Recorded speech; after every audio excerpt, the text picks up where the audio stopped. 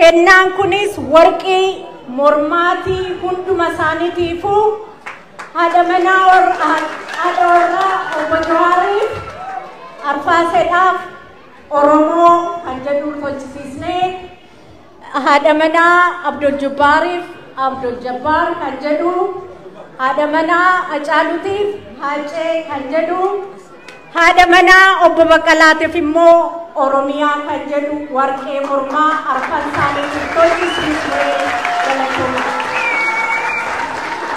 Hamileen keessan laafaadha mee hamileen?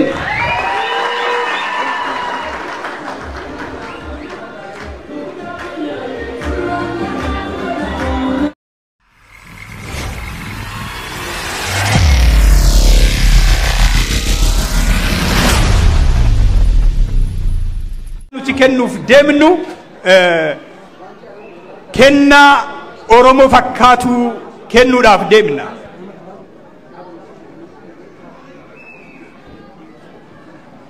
Kennaan nuti kennuudhaaf deemnu maal jechuu barbaanne kennicha hin dhageettu kennaa kana gaafa kennin ilmaan Oromoo hunduma paartii kam keessayyuu kan jiran murna kam keessayyuu kan jiran bakka kam keessayyuu kan jiraniif nuti hawaasni Oromoo magaalaa Kaalgaarii karaa hundumaanuu isin cinaa jirraa isin waliin jirraa waan nu hojjettaniif galatoomaa waan nu hojjettaniif eebbifamaa kana caalammoo wareegamni isin saba kanaaf kafaltan takkaa fuula saba Oromoo duratti fuula Waaqayyoo duratti illee hin dagatamu galatoomaa jenna.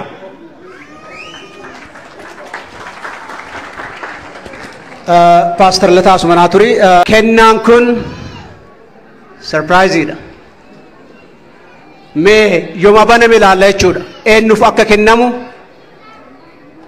Pastor Lataa nuuf dubbisaa akkasuma eenyutti akka kennamu isiniif waama. Dhaabbilee sadiin Oromootiif hawaasni magaalaa Kaalgaarii kennaa qaba. Jalqaba adda bilisummaa Oromoo kan Jaal Daawud Ibsaatiin hoogganamuuf kennaa kenninaa. Kennaa akka nu kennan bakka bu'aa osoo hin ta'in bakka isaan hin jirre waan ta'eef isumatti amaanaa kennataa jirra jechuudha. Galatoomaa itti nu kenna akka nu hubantanis asumaa isin gaafan. Mee garan as baay'itii nu garsiisa.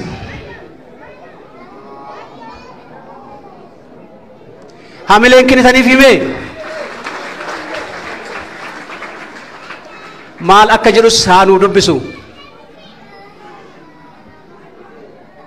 Namni mana tokko ijaaru citaa waliin saamu. To Oromo Liberation Front. Namni mana tokko ijaaru citaa waliin saamu. Adda bilisummaa Oromoo kan Jaal Daawud Ibsaatiin hoogganamuuf kan kenname jechuudha. Hamilee kennaaf himee akkas galatoomii bakka itti naa deebii mee bakka naa deebisa hamileedhaan.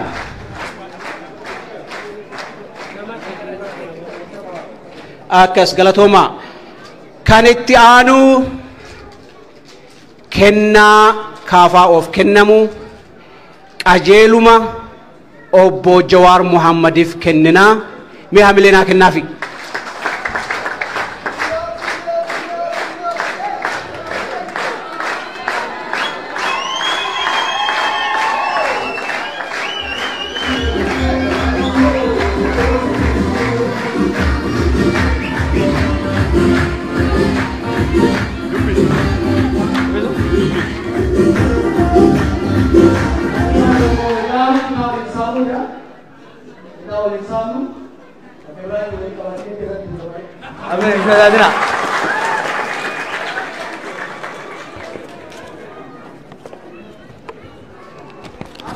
Hamilee bulloof hamilee mee kennaa akkas ammallee irra deebi'a.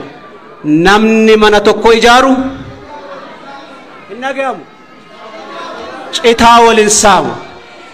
Ammas dhaaba Oromoo kan sadaffaa eenyume Jaal Marroo yookiin waraana bilisummaa Oromootiif kan jaalmarroon hoogganamu obbo Ittafaan osoo bakka kana dhuftanii nu fuutanii obbo Ittafaa yoo obbo Ittafaan hin jirre ta'e obbo Ifaa aseema obbo Ifaan jiranii dhufaa jiranii obbo Ifaan mee haamilee kennaafi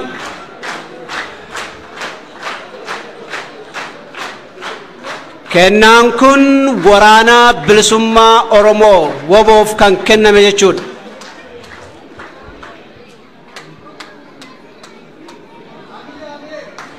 Haamileen hin jirtu.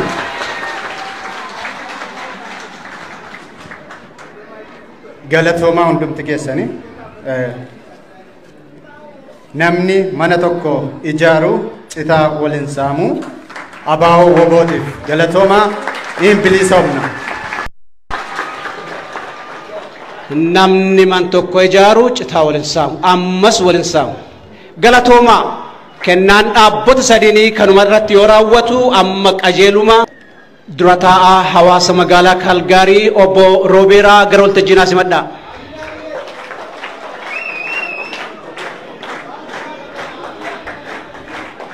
Haamileen keessan laafa maal taatan Kaalgaarii akkasuma obbo Tamaam Gammadii gara waltajjii asnaa dhiyaadhu.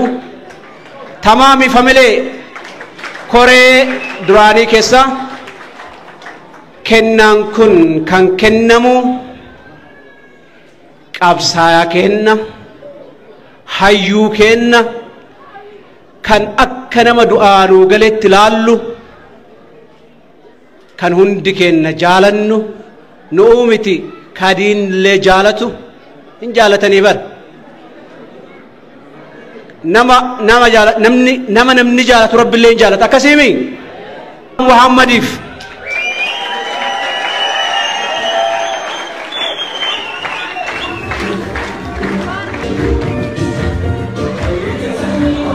Haamilee mee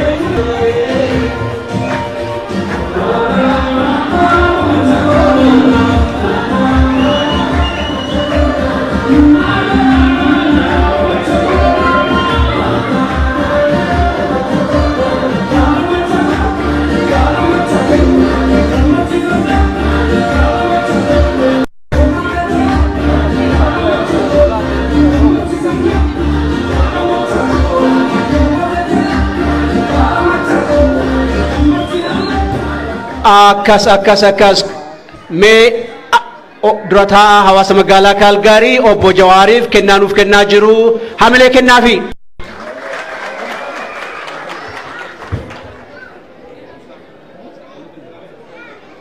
Maal akka jedhu osoo nu dubbisanii.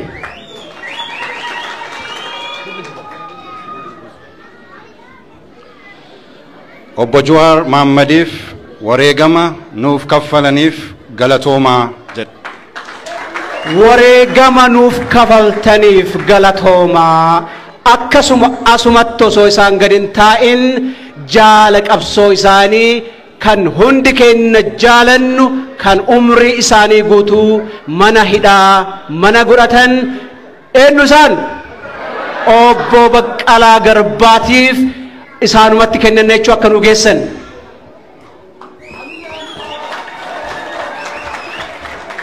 Haamilee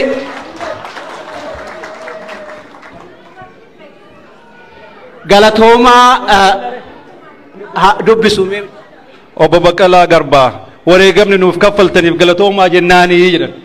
Wareegama nuuf kaffaltaniif galatoomaa ammas bulloo hin teessifnu dhaamsa fe'aa guddaa itti fe'achuuf deemaa jirra.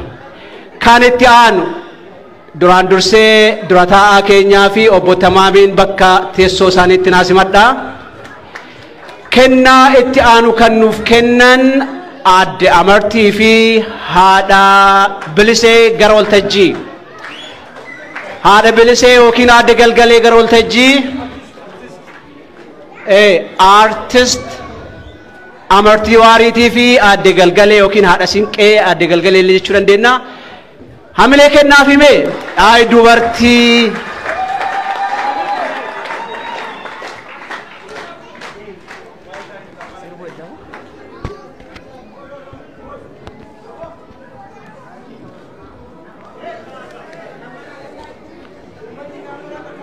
galatoomaa hundumti keessanuu baga asitti argamtan goota keenya simachuu fi egaa warri dhiiraa kun ofumaa bukeessanii ofumaa tolchuu dubartii takkaafillee carraan kennine amma ammaatitti maalumaafuu isaan hin komannu homaa miti nuti tokkuma kennaan nuti asitti qopheessine kuni kennaa addaati kennaan kun kan kennamu dubartoota gaafa abbaan warraa isaanii mana hidhaa keessatti rakkachaa ture mana hidhaa keessatti gaafa inni mana hidhaa jiru akkam bulee laata eessa bulee laata akkamitti bulchan laata karamitti isaan geeddaran laata har'ammoo maal keessa bulan jedhanii ciniinsifachaa rakkachaa hiphachaa turaniif haadha manaa obbo Johaar Mahammed Arfaasee Gammadaa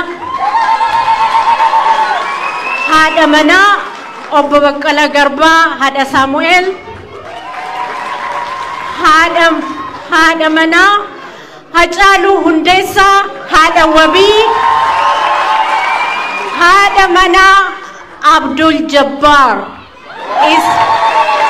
isaaniif kennaa addaa akka hawaasa magaalaa Kaalgaariitiif akka qindeessitoota qophii kanaatitti qopheessinee kanammoo goonni keenya obbo Johaar Mahammed akkatti biraan nu ga'u abdii isatti kennannaa galatooma.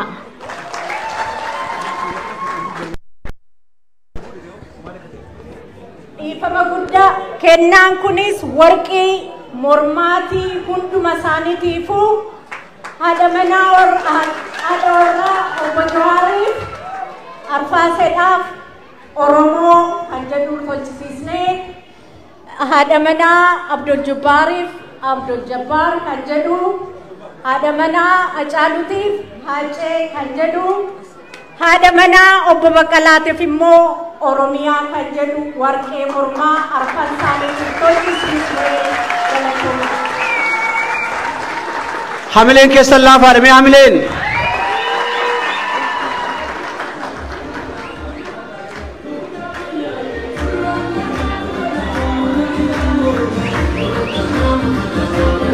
Habanamu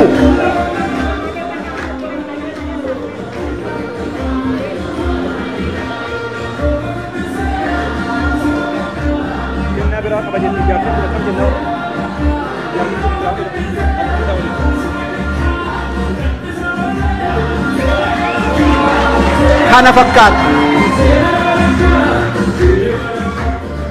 kennaan isaan arfaniitu wal fakkaata waan ta'eef banuun ni barbaachisaa haa banamu waluma fakkaata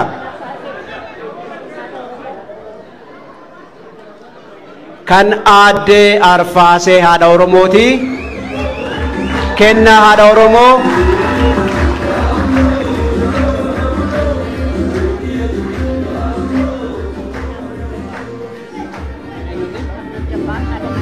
kun ammoo kennaa haadha manaa abukaatoo Siraa Abdul Jabbaar Rabbi rahmataa godhuufi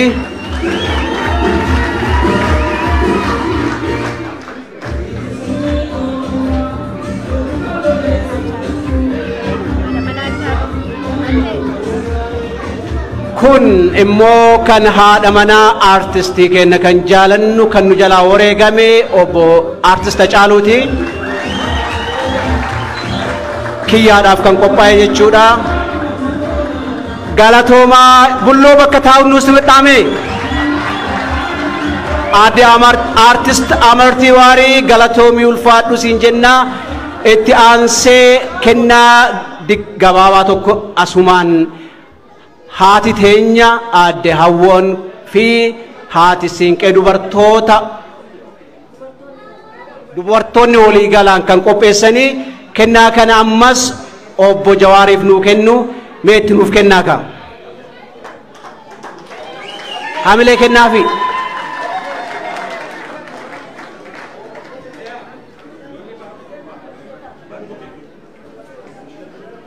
hamilee kennaafi mee haa banamu